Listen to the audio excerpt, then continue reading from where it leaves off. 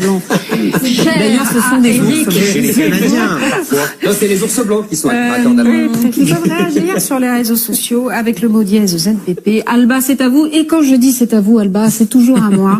Car jamais à moi. Vous vouliez revenir avec notre invité sur... Alors, je ne sais pas si ça va beaucoup l'amuser, mais enfin, on va y aller quand même. Sur les rémunérations des fonctionnaires de l'Assemblée nationale.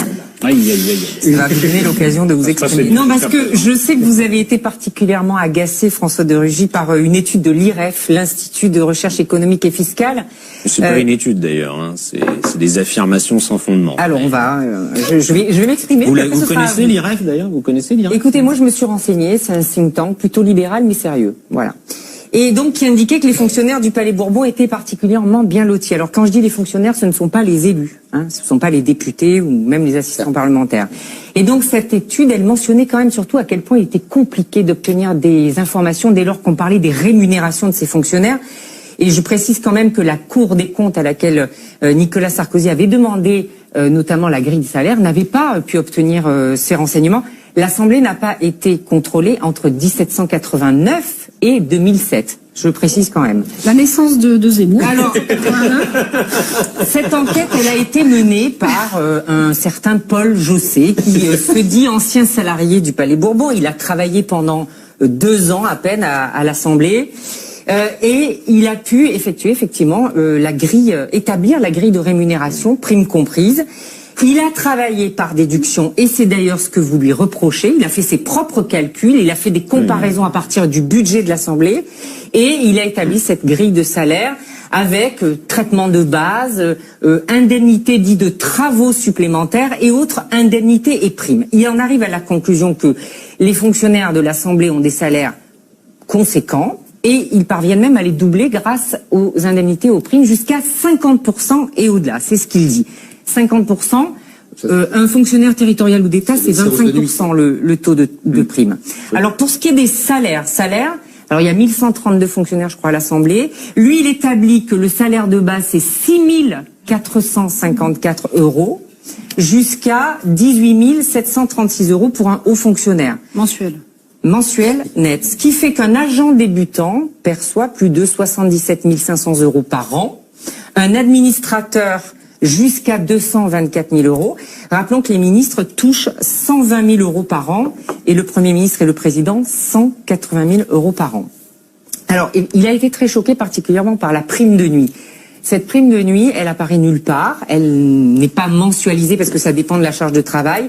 Lui, il dit qu'avec ses calculs, il l'établit à 2685 € net mensuel. Attendez, François de Rugy, je vois que vous trépignez, mais attendez. Parce que c'est dommage de continuer à parler de quelque chose. Je suis obligée d'expliquer. Non, mais monsieur Jossé, quand même, pour le dire, il n'a jamais été ni fonctionnaire ni contractuel de l'Assemblée. Il a été contrairement à ce qu'il a laissé entendre, il a travaillé avec un député comme collaborateur pendant 1 an et demi. Si les collaborateurs parlementaires avaient accès aux documents dont vous parlez... C'est bien le problème, on va en reparler. Alors, lui dit que cette prime, tout le monde l'aperçoit, cette prime de nuit, que c'est un privilège qui a été acquis par un combat syndical au nom de la pénibilité, et donc il dit tous les fonctionnaires l'aperçoivent, qu'ils soient chez eux ou en train de dormir. Ou à l'Assemblée. Ce qui m'a il a dit d'ailleurs que c'était la prime pour dormir. Bon. Voilà, c'est la prime de... Moi, vous en parlerez aux fonctionnaires qui ont fait les séances de nuit ces dernières semaines. Ça a été confirmé par des ministres anciennement députés. Il y a autre chose que dit ce Paul Jossé, c'est il reproche le travail des agents d'étage. Les agents d'étage, on en a tous croisé à l'Assemblée, vous savez, c'est ces agents qui se trouvent dans les couloirs, ils ont des petits bureaux. Alors ils sont là pour livrer le courrier, ils sont là pour transmettre les textes de loi, pour indiquer où se trouve telle conférence, etc. L'auteur dit qu'en les observant, il a surtout trouvé que c'était l'ennui qui rôdait dans ces couloirs. Il les a vus jouer au sudoku, il les a vus jouer au mot fléché, il les a vus regarder des films sur leur ordinateur. Ils sont 400 comme ça, les agents d'étage. Alors je sais que tout ça vous a fait sortir de vos gonds. Je me vois encore. Vous avez parlé de chiffres fantaisistes, vous dites que l'auteur a manipulé les chiffres et que les primes de nuit n'existent pas. L'Express.fr, à la suite de votre courroux, a réalisé un article disant que cette étude était bidon. Enfin, il a fait sa propre enquête. C'est un journaliste de l'Express qui a fait sa propre enquête. C'est pas vraiment une enquête, je l'ai lu aussi. Si. En revanche, le journal Le Parisien ne dit pas tout à fait cela. Le journal Le Parisien dit que les salaires sont très généreux à l'Assemblée. Il dit que des efforts ont été faits, mais que Les efforts qui ont été faits sont loin d'être ceux de vos collègues du Sénat, par exemple. Dans le journal Le Parisien, oui, il est fait état, comme l'auteur de l'étude, d'une très grande opacité. Alors, il cite le député centriste Philippe Vigier. Philippe Vigier, vous le connaissez bien, il est rapporteur spécial de la mission service public. C'est-à-dire c'est lui qui est chargé d'observer l'utilisation des budgets, que ce soit au Sénat, à l'Assemblée, au Conseil constitue, etc. Et voilà ce qu'il déclare, Philippe Vigier. Partout, nous avons rencontré des interlocuteurs soucieux de nous répondre, attentifs aux remarques ou bien aux critiques, jamais réticents à apporter des précisions. Partout, sauf à l'Assemblée nationale où nous nous sommes heurtés à un mur. Je me heurte à une volonté d'obstruction parfaitement scandaleuse. Alors, je sais, François de Rugy, que vous êtes en pause depuis à peine un an. Vous n'êtes donc pas responsable de cette situation. Et vous avez d'ailleurs commandé un rapport pour remettre à plat certaines choses dans l'organisation de l'Assemblée. Je crois qu'on va avoir les propositions à la fin du mois. Mais ça nous amène à vous poser quand même quelques questions. Moi, d'abord, une question. Non, mais simplement, pourquoi vous dites que c'est l'étude qui est scandaleuse et pas le secret, l'absence de transparence qui entoure le fonctionnement des fonctionnaires de l'Assemblée, de la rémunération? Non, mais il y a un problème. Vous savez que, j'espère que vous le savez, que je suis honnête, un militant, un militant de la transparence. Je crois que d'ailleurs, ça ne plaît pas tellement à M. Zemmour, par exemple, qu'il y a même des gens qui parlent parfois de la dictature de la transparence. Moi, j'ai toujours milité pour une plus grande transparence dans le fonctionnement de l'Assemblée à tout niveau. Nous avons commencé, sous mon impulsion, oui, il y a toujours pire, par le faire vous pour les députés. Vous savez que les administrations sont parfois plus fortes que vous. Non, mais on l'a commencé à le faire pour nous-mêmes. Parce que par le passé, c'était toujours, et d'ailleurs y compris au bureau de l'Assemblée nationale, certains députés, je ne dirais pas leur couleur politique, m'ont dit non, mais il faudrait commencer par les fonctionnaires de l'Assemblée. Donc il faut toujours commencer par les autres. Nous, on a commencé par nous-mêmes. Donc on a fait la transparence pour nous-mêmes. Et on a aussi d'ailleurs réduit un certain nombre de systèmes, comme le système de retraite. Je le dis quand même au passage, que nous, on l'a décidé, on n'a pas attendu la réforme qui va venir en 2019, on l'a décidé pour nous-mêmes en août 2017, et c'est en vigueur depuis le 1er janvier 2018, moins 37% sur les pensions de retraite des députés. Je ne connais pas beaucoup de corporations, de métiers où on décide par soi-même d'une baisse de 37%. Il y a eu beaucoup de scandales, et petit à petit, vous êtes arrivé à une forme de transparence. Sur la fonction publique parlementaire, pourquoi je réagis par rapport à cet article du Point? C'est que moi j'ai commandé un rapport, justement pour avoir la transparence. Donc plutôt que de diffuser des pseudo-informations, c'est comme si un jour vous aviez quelqu'un qui avait travaillé 1 an et demi dans votre entreprise, qui n'avait eu aucun poste de responsabilité, qui n'avait été ni directeur financier, ni directeur des ressources humaines, et qui allait se répandre dans la presse, dans une rédaction concurrente, pour dire mais vous savez les scandales de ceci. Moi, il dit quand même dans son article qu'il aurait eu accès à un document qui était passé à la broyeuse par un de mes prédécesseurs, M. Accoyer, lorsqu'il était président de l'Assemblée nationale. Vous imaginez la scène, un collaborateur parlementaire qui l'a été entre 2016 et 2017 aurait été présent dans le bureau du président de l'Assemblée nationale en 2007, donc 10 ans auparavant, au moment où il était en train de mettre un document dans la broyeuse. Non mais là, c'est des choses où on est dans les fantasmes. Les points de nuit n'existent pas. Ils travaillent gratuitement, les fonctionnaires de l'Assemblée. Alors là, justement, je vais vous répondre. Clairement, précisément, justement, parce que tout est dans le rapport que moi j'ai fait faire et que je vous donne si vous voulez d'ailleurs, et vous pourrez en parler à vos auditeurs de façon claire. Eh bien, à l'Assemblée nationale, a été décidé il y a quelques années, pas par moi, c'est par mes prédécesseurs, en effet de forfaitiser, c'est-à-dire de dire, plutôt que d'avoir des compensations par rapport au travail de nuit ou de week-end, qui est une réalité. Parce que monsieur dit, c'est pour quand les gens dorment chez eux. Non, c'est aujourd'hui, on vient d'en parler avant, vous avez eu 3 semaines où l'Assemblée a siégé non-stop. Matin, midi, soir, nuit et y compris le week-end. Oui, lorsque c'est comme ça, aucun fonctionnaire de l'Assemblée nationale ne peut dire, et c'est normal, par statut, écoutez, non, moi je ne viens pas travailler à l'Assemblée samedi et dimanche, je ne viens pas travailler le soir, car j'ai posé mes congés. Donc ils ont l'obligation d'être présents, quel que soit le programme, est totalement imprévisible. Parce qu'on ne peut pas prévoir que ça va être ça. Il y a un niveau de salaire et de prime qui est particulièrement important si on compare avec les autres fonctionnaires. À partir de ce moment-là, il y a eu donc la forfaitisation. C'est-à-dire que ça a un inconvénient, ça je suis d'accord, moi. C'est de dire, oui, en effet, si on ne siégeait jamais la nuit, c'est pas le cas, si on ne siégeait jamais le week-end, c'est pas le cas. Et en effet, ce seraient des primes qui seraient versées en compensation de quelque chose qui n'a pas existé. Mais en revanche, ça a un avantage, il faut quand même le dire à celles et ceux qui nous regardent, c'est que toutes ces séances de nuit ou de week-end, qu'il y en ait 1 ou 10, ça ne coûte rien de plus à l'Assemblée nationale. Ça, c'est l'avantage. Et ceux qui ne travaillent pas la nuit ou le week-end, ils touchent quand même. Après, ça dépend des fonctions. Bon. Et moi, je souhaite mettre de l'ordre dans tout cela. Et de la Et j'ai demandé donc ce rapport et je proposerai des mesures parce que j'ai pas demandé un rapport pour ensuite le mettre dans un tiroir et enfermer le tiroir à double tour. C'est pourtant le destin de tous les rapports. De même, vous avez parlé de la Cour des comptes. Moi, je suis pour que la Cour des comptes contrôle. Et aujourd'hui, elle certifie. Mais je veux que demain, elle contrôle les comptes de l'Assemblée nationale. Je ne suis pas forcément soutenu par tout le monde à l'Assemblée nationale là-dessus. Sur ce rapport, je peux vous dire qu'il met beaucoup d'émoi et de tension parmi les fonctionnaires qui travaillent, qui sont au rendez-vous, à tous les rendez-vous qu'on leur fixe et on leur demande pas leur avis sur l'ordre du jour de l'Assemblée. Et c'est normal. Mais à un moment donné, sur les rémunérations, sur un certain nombre de choses, il y a en effet des choses à l'Assemblée qui sont, à mon sens, trop éloignées de ce qu'on pourrait appeler une sorte de droit commun. Et donc on va progressivement, parce qu'on ne fait pas les choses comme ça du jour au lendemain, mais on va faire les choses pour progressivement. De même qu'on va augmenter, ça je l'assume pleinement, c'est un choix, le nombre de contractuels par rapport au nombre de fonctionnaires, pour avoir plus de souplesse, pour répondre mieux aux besoins d'aujourd'hui et de demain de l'Assemblée nationale et ne pas être lié à ce qui a pu être fait par le passé, comme c'est le cas aujourd'hui. Mais vous comprenez que ça choque quand même. Quand on voit le salaire des fonctionnaires sur la grille des salaires qui serait secrète, une émission d'M6, je crois que c'est le même groupe que vous, qui a été diffusée au mois de janvier, le 22 janvier, le 21 janvier, Capital l'a diffusée, et avec un des questeurs, c'est-à-dire un des députés en charge justement de la gestion des finances de l'Assemblée. Il y avait pas tous les éléments. Monsieur Jossé, ne regardez pas la télévision, c'est son droit, mais c'est pas son droit en revanche de dire n'importe quoi. Ils sont payés deux fois le montant de ce que peut toucher une infirmière. Vous voyez bien qu'il y a un problème d'ordre de Mais moi j'ai dit, vous savez, j'ai rencontré toutes les organisations syndicales de fonctionnaires de l'Assemblée nationale dès le mois de janvier pour leur expliquer ma démarche, et je leur ai dit, on ne peut pas expliquer aux Français, vivons heureux, vivons cachés. Ça c'est fini. C'est fini pour les députés, c'est fini pour les institutions publiques en général. Et même dans des entreprises privées, je vais d'ailleurs vérifier, mais c'est un collègue qui était lui-même auparavant chef d'entreprise qui m'a dit, mais les salaires des dirigeants sont publics. Bien sûr. Et d'ailleurs, souvent, on permet de comparer un salaire d'un dirigeant d'une entreprise privée, là, pour le coup, n'est pas inférieur à celui d'une administration publique. Non, ça c'est vrai. Merci, en tout cas, merci beaucoup, Monsieur le Président, d'être passé sur ce plateau. Vous restez avec nous pour le prochain débat. C'est notre événement de la semaine.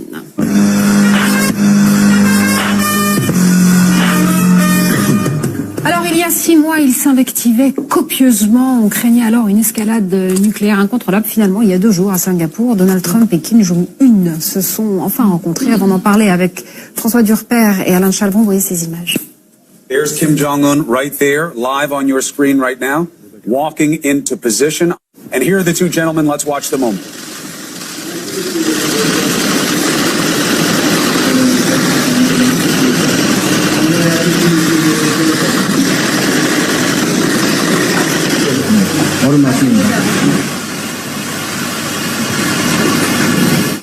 Anyone can make war, but only the most courageous can make peace.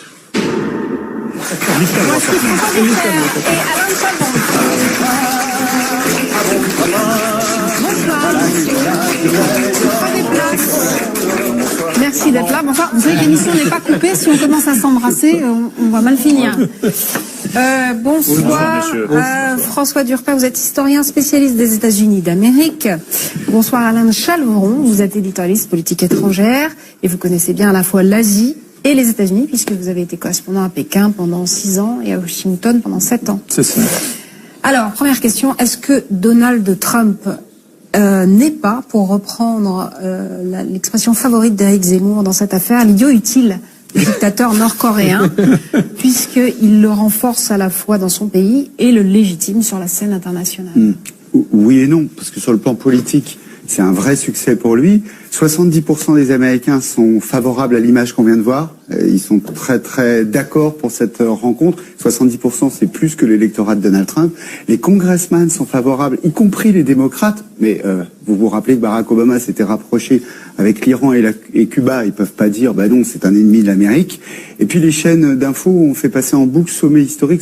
Donc sur le plan politique, c'est vraiment un très bon coup pour lui. Après, si on va dans la géopolitique, là c'est plus délicat parce que même si c'est très difficile, hein, l'historien, il sait que c'est dur de juger à chaud d'un sommet.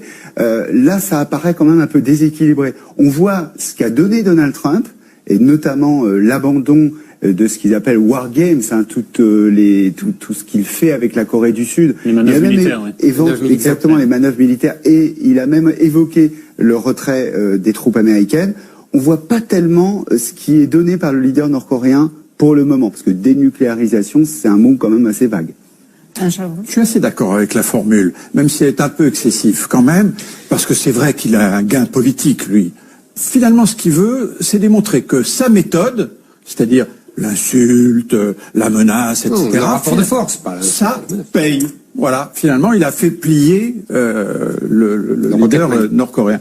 Mais en fait, le leader nord-coréen s'en tire beaucoup mieux, d'abord, avec cette proposition maintenant de Donald Trump de cesser les manœuvres militaires. Ça, c'était un caillou dans la chaussure des Nord-Coréens depuis toujours. Vous avez prononcé le mot clé, c'est l'image.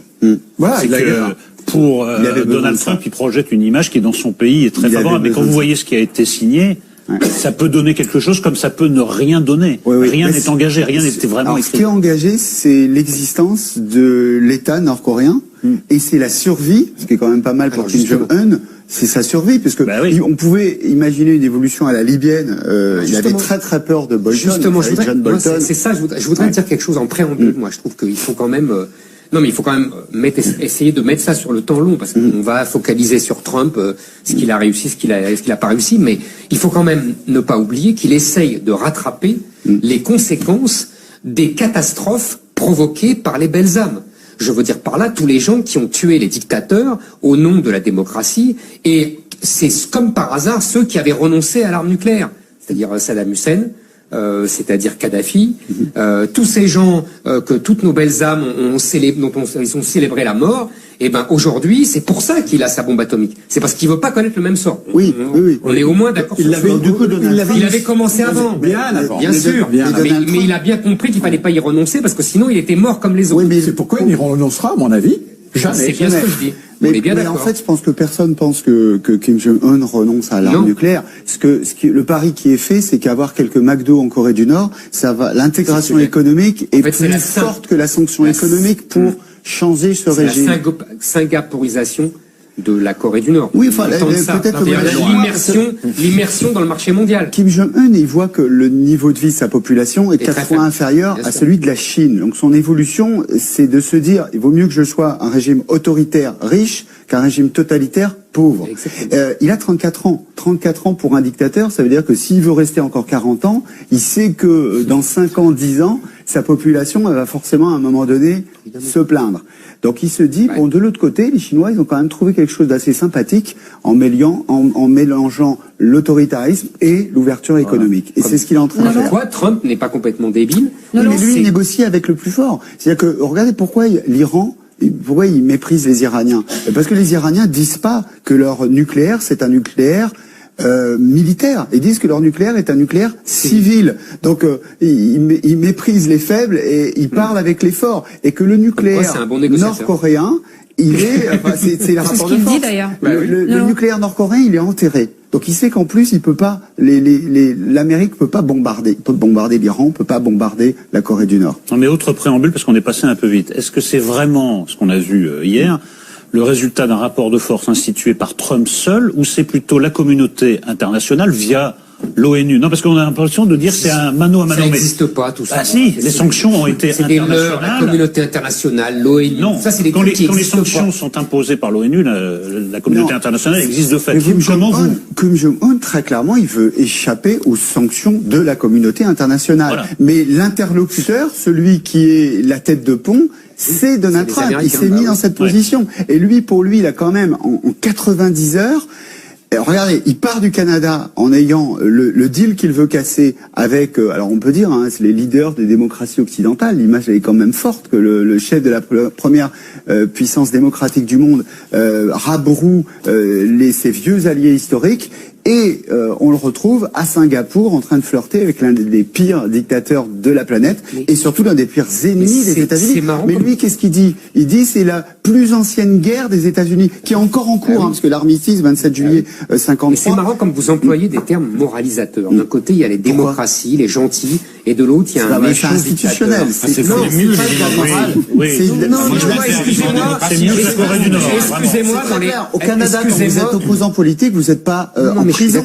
Là, on parle pas des gens.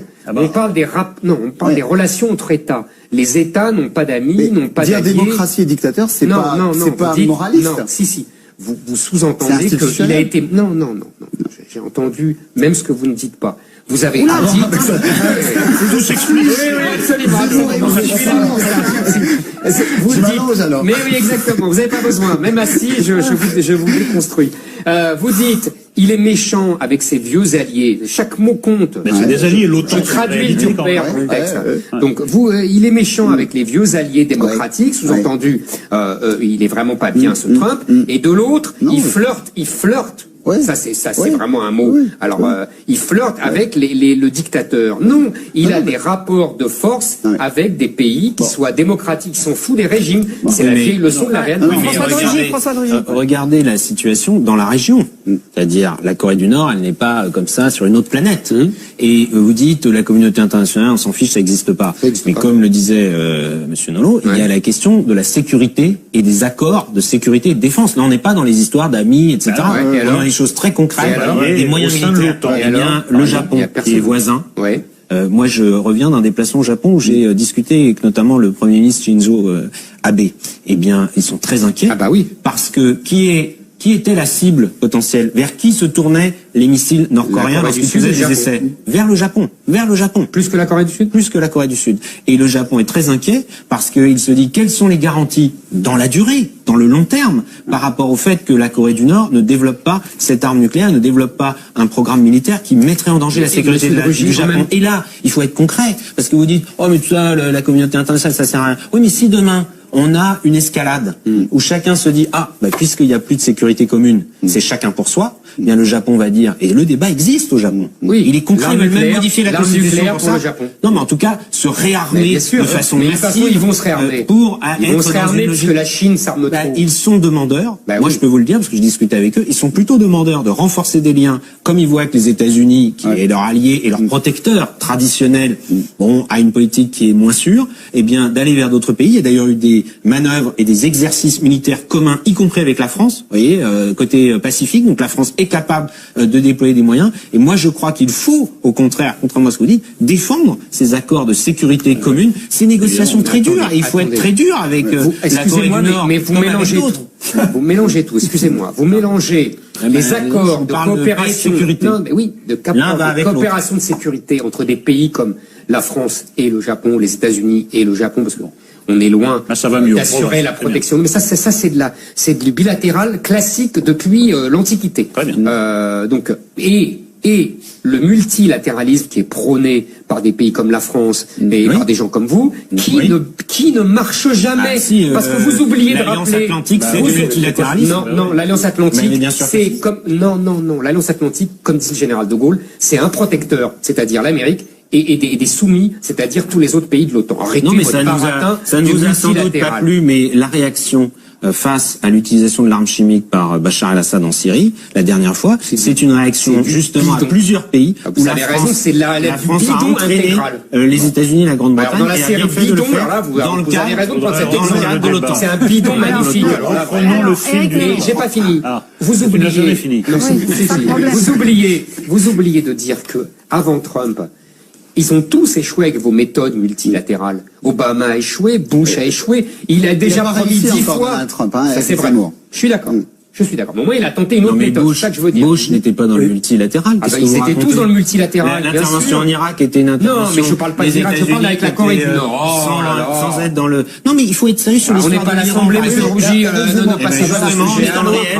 On est dans le réel. Et le réel, c'est que si on veut assurer la sécurité des Français, la sécurité des Japonais, la sécurité de tout le monde, il vaut mieux avoir des accords internationaux où on se garantit mutuellement que de se dire c'est chacun pour soi et c'est la course à, par exemple, exemple, à ce qui est le maximum de puissance nucléaire, où là, on sait très bien que la prolifération nucléaire serait une atteinte à notre sécurité. C'est faux. Partout où il y a des bombes atomiques, il n'y a plus de guerre. Regardez le Pakistan et l'Inde. Zemmour n'est pas à l'Assemblée nationale. Non, mais en fait, simplement, il y a quand même un contexte historique. C'est-à-dire que les leaders nord-américains, ils font avec le leader nord-coréen. Les principaux, à chaque fois qu'il y a eu une discussion avec les leaders nord-coréens, le père et le grand-père, eux, ils cherchaient à gagner du temps. Eux, ils voulaient s'armer. La différence, c'est qu'aujourd'hui, ils sont armés. Donc, c'est pas tout à fait la même chose. Mais ça veut dire qu'aujourd'hui, le leader nord-coréen, il veut autre chose. Il veut passer d'un modèle défense à un modèle croissance. Il se dit, j'ai mon assurance vie nucléaire. Non, parce que tout à l'heure, vous avez dit, les leaders nord-américains, ça a jamais, ont échoué. Mais ils avaient face à eux quelqu'un qui ne voulait pas négocier, ou qui faisait semblant de négocier pour gagner du temps, pour s'armer. Aujourd'hui, ils sont armés. C'est vous qui le dites aujourd'hui. À l'époque, personne ne disait ça. On disait, la communauté internationale, le même baratin que celui de Nolo. Et vous dites vous-même que les Nord-Coréens n'abandonneront jamais leur bombe nucléaire. D'accord. Alors comment vous dites que Trump a gagné? Non. Il n'a pas gagné. J'ai pas dit qu'il avait gagné. Non, je dis qu'il tente une autre méthode. Je dis qu'il paye les conséquences des autres. Et mais vraiment 30 secondes, après je reprendrai mon rôle. Ouais. Non, d'abord, bon, moi ce que j'ai... ça s'appelle comment? Zemmour en premier. Zemmour. Non, d'abord, dans ce sommet, on a vu un joueur d'échecs contre un joueur de bowling. Et comme on pouvait s'y attendre, c'est plutôt le joueur d'échecs qui a gagné. Pour moi, c'est une victoire de Kim Jong-un. Mais quand vous faites le rapprochement entre... Mais de toute façon, on aurait fait n'importe quoi, tout le monde aurait dit Trump a perdu. Non, mais c'est pas... Vous avez dit ça fait 30 secondes. Pour me rappeler la blague de Nixon, même s'il marche sur l'eau, on dira il sait pas nager. Bah, c'est la même chose. Ferme ta gueule 2 minutes. Est-ce que dans la séquence qui s'est succédée, le G7 plus le G2, si on peut dire, vous voyez une cohérence de la politique trumpienne? Parce que ça paraît complètement surréaliste. En effet, il se fâche avec des alliés. Ne posez pas la question à moi. Parce que c'est déjà assez entendu. Voilà. La question que je vous pose à vous deux. Prenez votre temps. C'est en parfaite cohérence avec ce qu'il a proposé pendant la campagne. Il casse les deals qui étaient passés avant lui.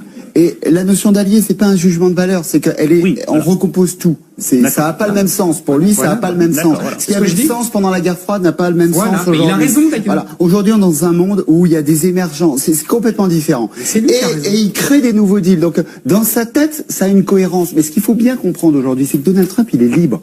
Il est totalement libre aux États-Unis. Il a la moitié de la population qui, s'il y a 0% de chômage, continuera à détester Trump, à faire comme a fait De Niro, fuck Trump. Même à 0% c'est mon histoire de Nixon.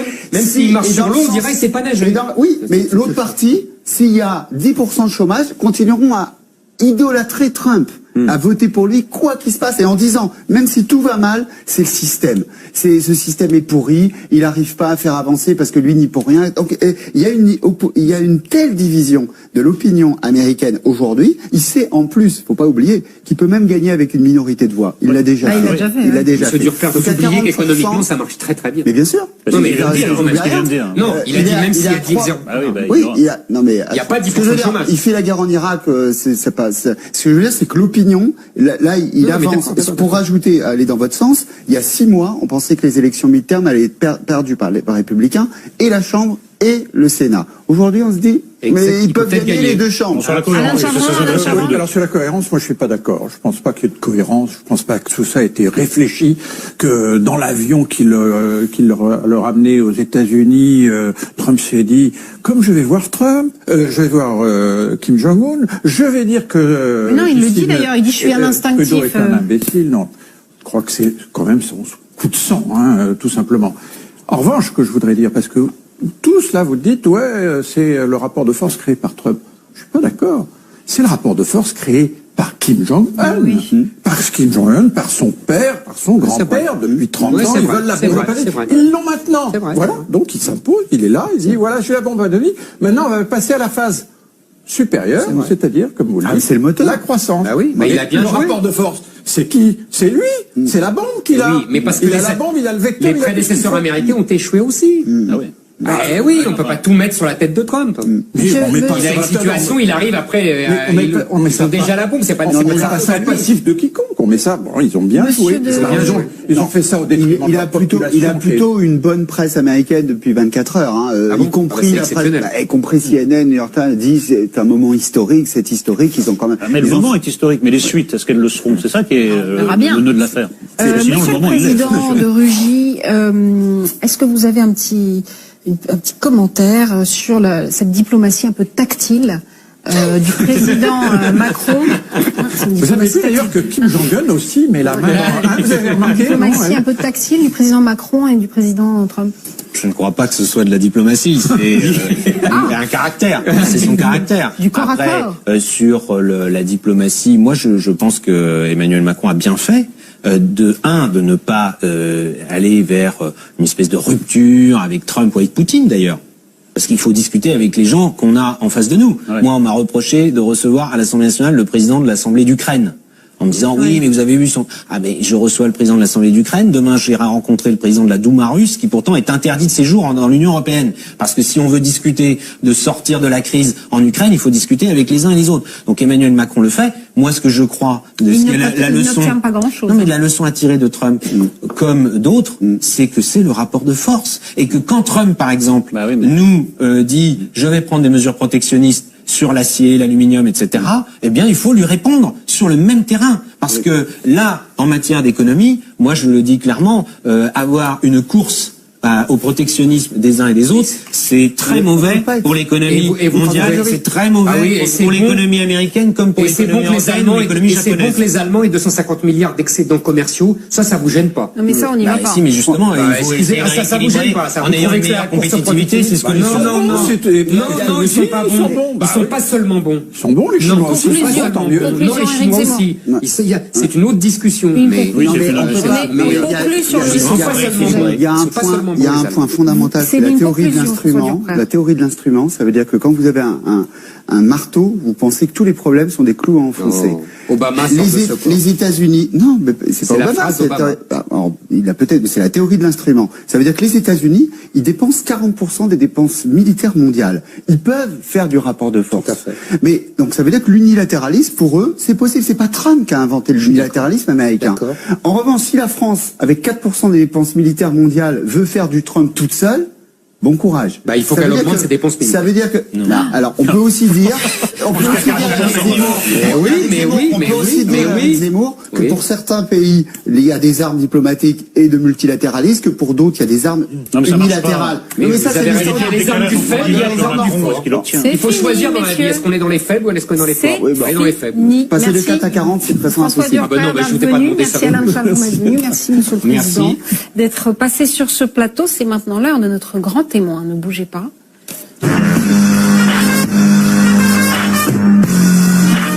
Avant de recevoir Daniel Cohn-Bendit, regardez ces images de son film documentaire La Traversée, co-réalisé avec son compère Romain Goupil. Dany à la rencontre des Français.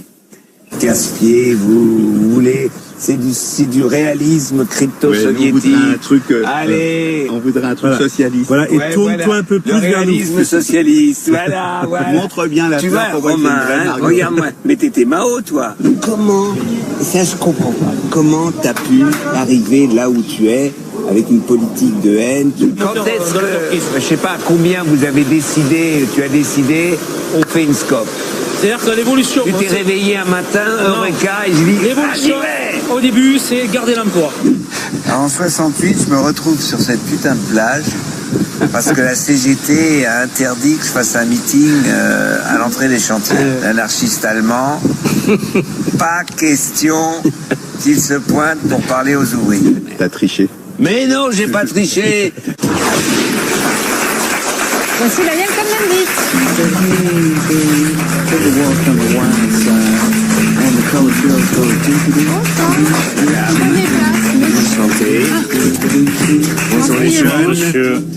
Asseyez-vous. Bonsoir. Alors j'ai un problème de lunettes. Bonsoir Daniel Cohn-Bendit. Vous avez successivement été Dany le Rouge, puis Dany le Vert. Vous avez été député européen, Et vous avez soutenu la candidature d'Emmanuel Macron. Vous avez réalisé avec votre compère Romain Goupil la traversée dont on vient de voir quelques images, qui a été présentée au dernier festival de Cannes, et pour lequel vous avez sillonné la France, qui est, ce film, une mosaïque de la France d'aujourd'hui. Comment vont les gens? Ça dépend. Il y en a qui vont mal, il y en a qui vont bien, il y en a qui se battent, il y en a qui sont désespérés. Voilà. Il n'y a pas, si quelqu'un peut dire comment va la France, c'est déjà un génie. C'est pas la France d'Emmanuel Macron, il est président de la France, mais c'est pas sa France à lui, et la France d'Emmanuel Macron ressemble à la France de François Hollande, qui ressemble à la France de Jacques Chirac, qui ressemble à la France de Zemmour, à la France de Nolo, à votre France, voilà.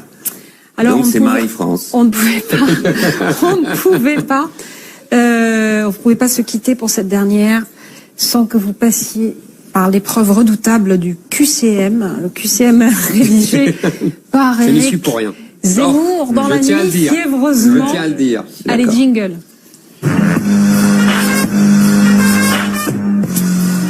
Alors, ceux qui vous rapprochent d'Emmanuel Macron. L'Europe. Attendez. Ah bon, mais je croyais que vous alliez répondre. C'est QCM, on a choix multiples.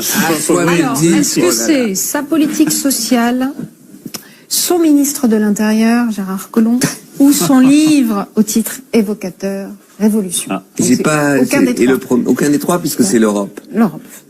Et sur les trois autres, non? Il n'y a rien qui vous... Ah bah non, alors là, sa politique sociale, on va voir. Ah oui. Moi j'attends un peu. On est d'accord, elle est pas là encore. Elle est pas là, mais... J'avais peur de mal voir, mais... Non, mais ça vous arrive de temps en temps. Oui. Mais là, vous voyez la même absence, vous constatez la même absence. Son livre Révolution, c'était pas mal, mais ça m'a pas emballé. Quant à Collomb, s'il pouvait aller à la retraite, ça m'irait moi aussi.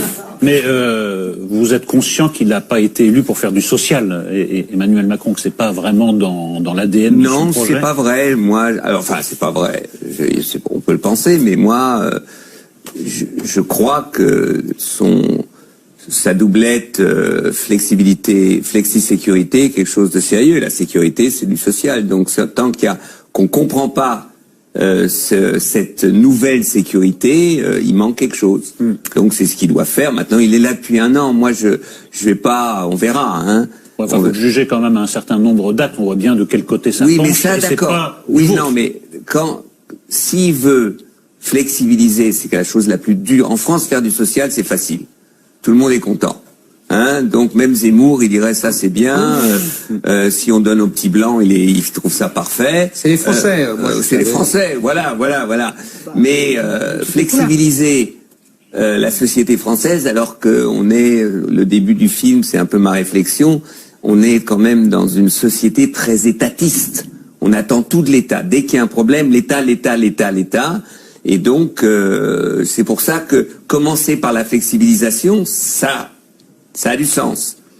Mais s'il n'y a pas, et là, c'est pour ça qu'un quinquennat est un quinquennat et non pas une année, on verra. Maintenant, il paraît qu'il va faire des annonces sur la pauvreté, sur ceci. Il a fait enfin, il y a des tas de choses qu'on peut mettre déjà dans la nouvelle sécurité, mais après, la nouvelle protection, il faut voir. Optimiste. Alors, deuxième question justement qui concerne l'Europe. Ça dépend des alternatives aussi. Hein. C'est vrai. Hein? Sinon, on est sur Terre avec ce qu'on a. Hein. Deuxième question qui concerne l'Europe. Ce qui vous inquiète en Europe, ça va être simple, l'Italie, l'Espagne, la Grande-Bretagne, l'Allemagne ou la France? Diable. Je vois pas pourquoi l'Allemagne m'inquiéterait, je vois pas pourquoi l'Espagne m'inquiéterait. Au contraire, moi je trouve que le petit Sanchez, là, il a fait un début assez intéressant. Hein, un gouvernement très féministe. Comment je rappelais pour les Pedro Sanchez, gouvernement socialiste. L'Italie est un problème. Bon, mais les Italiens ont voté. Maintenant, moi, je crois que ce qui va se passer en Italie, c'est ce qui s'est passé en France en 81. Vous vous rappelez du programme, programme commun, on a tout nationalisé. Là, c'est un programme commun de droite. Hein. Mais au bout d'1 an, 2 ans, comme en France, on va dire « Ouh là là, la réalité », tout d'un coup, on a rappelé Delors et on a fait le contraire de ce qu'on avait fait pendant 2 ans. Est-ce que ça peut être un modèle qui se répande à travers l'Europe d'union de 2 extrêmes, encore que 5 étoiles, on ne sait pas trop. On ne sait pas trop, c'est compliqué, c'est compliqué. Mais là, ils sont alliés avec l'extrême droite. Oui, mais est-ce que ça peut se répandre en France, par exemple? On pense à, je sais pas... Vauquier et la petite maréchale. Là, ce serait moins étonnant, mais France Insoumise, Rassemblement National, quelque chose d'aussi extrême. Je crois pas. Moi non. Je crois pas. Vraiment, Jean-Luc Mélenchon n'est pas mon copain. Tout le monde le sait, mais non, je crois pas que. Mais au niveau des électeurs, il y a des tendances fortes où ils disent un peu la même chose sur l'Europe, etc. D'où ma question, oui. C'est vrai. Non, mais il y a l'immigration au milieu. Oui, mais même si ce qu'ils disent sur l'immigration est aussi loin de moi que même ce que dit Colomb. Oui, mais ils sont eux-mêmes aux antipodes. Ils sont aux antipodes, c'est ce que je voulais dire.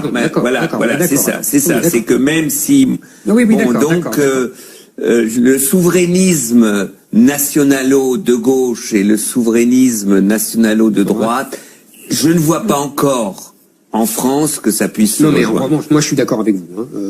Pour des tas de raisons qu'on a déjà développées ici à plusieurs reprises. Mais c'est vrai. Ça se passe mieux que la dernière fois. Ça. Mais simplement, c'est pas l'alliance entre l'extrême droite et l'extrême gauche, le modèle italien. Aujourd'hui, on voit bien ce que c'est. C'est-à-dire que vous parlez de réalité.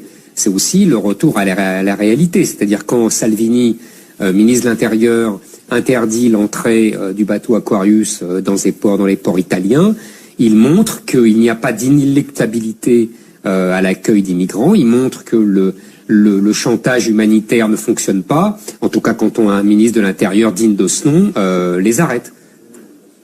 Wait and see. Ça s'appelle la réalité. Comme on dit en français. Wait and see. Ça, il a fait avec un bateau. Vous savez, c'est très simple. Dans 3 semaines, le Premier ministre italien va se retrouver au sommet à Bruxelles. Là, il va dire, écoutez, j'ai besoin. Parce qu'il a besoin. Parce qu'il n'a pas d'argent. Comment ça, il n'a pas d'argent? Il n'y a pas d'argent dans les caisses italiennes.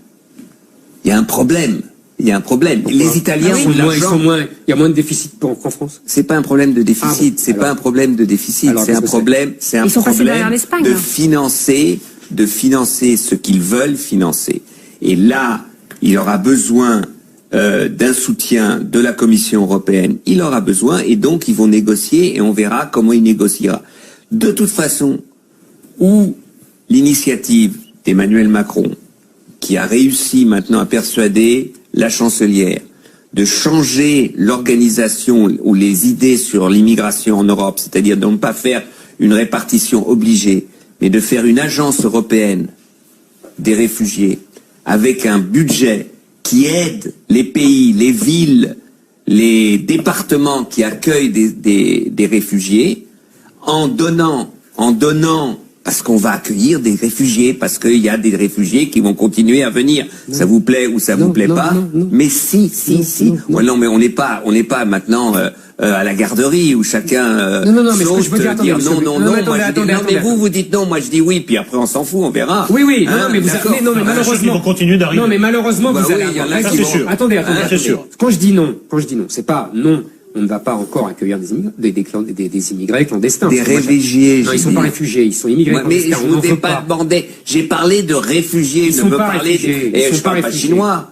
J'ai pas dit des clandestins, j'ai dit des réfugiés. Les mots ont un sens. Pour moi, c'est des clandestins. Non, mais les mots ont un sens bizarre chez vous. Enfin, il y a des gens qui sont pas, quand ils arrivent ici, ils demandent avoir un asile. Enfin, il y en a qui sont déboutés. Ils sont déboutés pour la plupart. Il y en a qui sont déboutés. Et ils restent quand même. Il y en a. Ça s'appelle des clandestins. Oui, non, ils sont pas clandestins, parce que les clandestins, ils ne demandent rien. Ceux qui sont déboutés, parce qu'on peut pas les renvoyer, parce que c'est compliqué. Non. Mais c'est pas, non, de toute façon, Zemmour, dans un gouvernement Wauquiez, tu pourras être ministre de l'Intérieur. Avec plaisir. Et tu pourras, giaffer à droite et à gauche. Mais maintenant, tu ne l'es pas. Voilà. Et ça va durer encore un certain temps, parce que je ne vois pas, oui, moi, je sais pas, heureusement pour tout le monde. Non, pas du tout. Mais si on élargit la perspective, quel effet ça vous fait de voir quand même l'Europe se fracasser sur la question, appelons-les les réfugiés, les migrants, tout ce que vous voulez, avec chacun tirant dans son coin, les Allemands disant on va accueillir tout le monde, les Italiens les Allemands ne disent plus ça. Non, les Allemands ne disent plus ça. Ils l'ont dit à un moment. Ils l'ont dit à un moment. Non, à un moment en 2015. À un moment, en 2015. Un coup de folie. C'est pas un coup de folie, c'est un coup humanitaire. Ah oui, ça s'appelle. Qu'elle a vu, si l'humanitaire pour toi c'est de la folie, moi je crois que c'est du suicide pour moi. Ah bah, de toute façon tu te suicides tous les jours, donc c'est pas grave, t'arrêtes pas de te suicider. Mais il y a quelque chose que je comprends pas chez vous, Denis. Non mais j'ai pas dit encore ce que je sais. Moi j'ai pas fini ma phrase. Pardon, voilà. Au passage.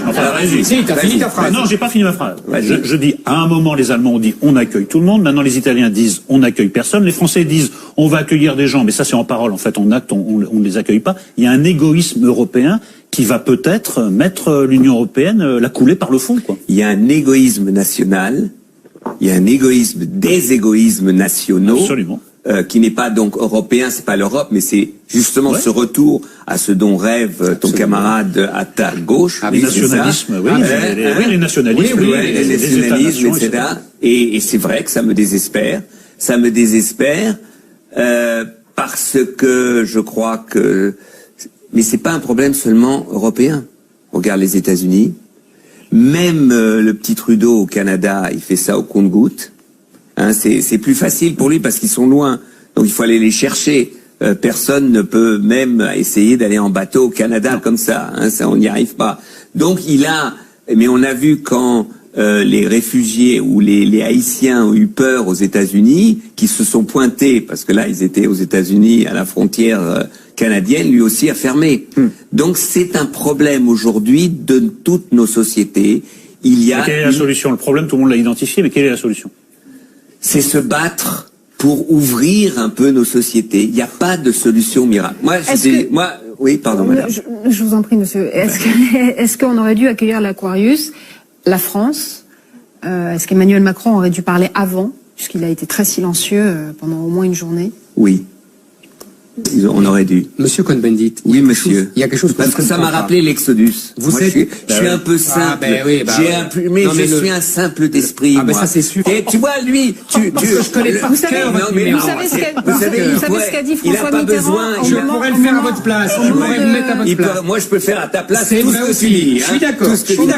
Non, moi, ce que j'aimerais. Attends, François Mitterrand disait dans le cas douloureux, simple du point de vue du droit international, mais compliqué si l'on se réfère à l'enchevêtrement des faits, la France a l'intention d'adopter une attitude d'humanité, puisqu'on avait récupéré l'Exodus au moment où il a été renvoyé par... Non, mais je remettais un peu de... Non, mais ça, excusez-moi, non, mais 2 minutes. Je pense que ça n'a rien à voir pour 2 raisons.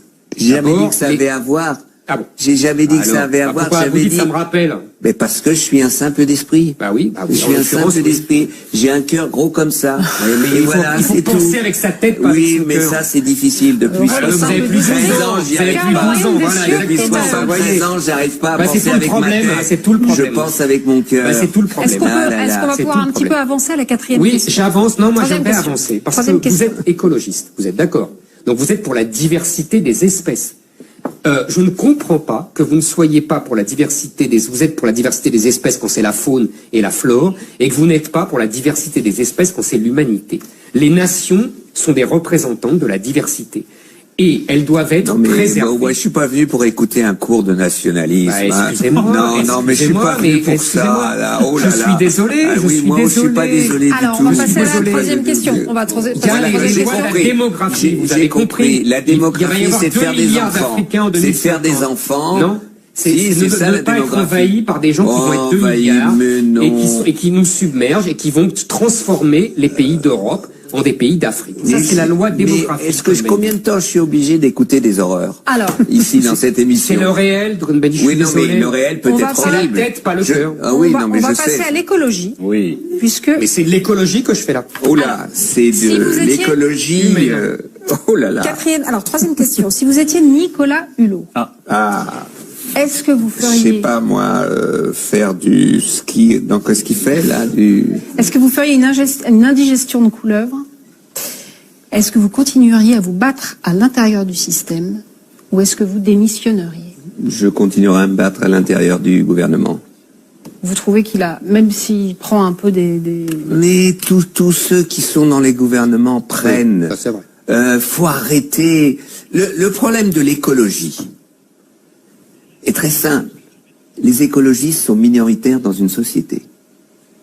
Parce que tout le monde s'est dit oui, s'il faut protéger la nature, mais il faut pas mettre en danger mon poste de travail, c'est vrai, je comprends. Ceux qui travaillent dans le nucléaire, si on est contre le nucléaire, ou pour réduire le nucléaire, eh bien vous mettez en danger des postes de travail. Donc les gens se réveillent. Sur le diesel, c'est un problème pour nous, dans les villes, mais ceux qui ont acheté des voitures de diesel, eh bien ils sont bien obligés de faire avant. Donc on est dans ces contradictions. Donc l'écologie nous place devant les contradictions de nos modes de vie. Des modes de vie, ça ne change pas du jour au lendemain. Mais pas seulement, les contradictions aussi à l'intérieur des écologistes, parce que Hulot est sous la pression de ceux qui pensent qu'il fait trop de concessions. Oui, mais voilà. Ça, les écologistes, c'est très simple. Hein. Tous les écologistes qui sont pas au gouvernement pensent qu'on fait pas assez, et dès qu'il y en a un qui est au gouvernement, eh bien, il fait ce qu'il peut. C'est marrant, quand vous parlez de l'écologie, là, vous retrouvez votre tête, vous êtes formidable. Non, mais moi, Non, mais il devient écolo. Il va faire un stage chez Julien Bayou. Ça, c'est vrai, oui, je suis d'accord. Avec chez Julien Bayou. Oui. Là, je ne voudrais pas être petite souris dans leur direction tous les jours. Hein. Si, il lui a proposé. D'accord. Je suis pas sûr qu'il soit très conscient du risque. Mais dernière question. Vous ne voulez plus parler de mai 68 parce que vous ne voulez plus être une égérie, parce qu'il y a d'autres combats à mener, ou parce que vous ne voulez pas énerver Zemmour? Je suis une égérie, je suis un symbole, il y a d'autres combats à mener, et de toute façon j'énerve Zemmour, que je parle de 68 ou pas, donc je vois pas. Non, je dis... Ça, c'est pas faux. Je dis, j'ai fait un livre il y a 10 ans, Forget 68, oublier 68, en disant c'était formidable. Mais 50 ans, écoutez, je vous donne un exemple.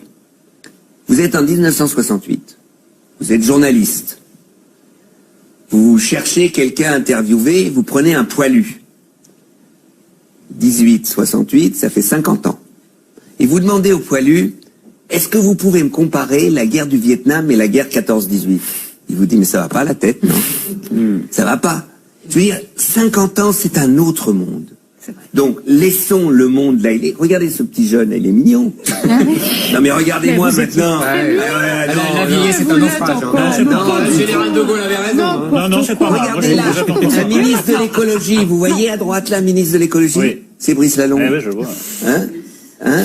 C'est marrant. Non, je trouve que vous vieillissez plutôt bien. Mais non, mais c'est sympa. Voilà. Enfin, non, mais il y a quand même quelque chose. Bon, vous dites mai 68, j'en ai marre. Bon, le titre de votre livre fait référence à mai 68. Oui, mais ça, puisque c'est un livre sur le foot, c'est vraiment un contre-pied. Vous commencez dans l'introduction à parler quand même de mai 68, et moi j'ai plutôt une question sur mai 68, mais de maintenant.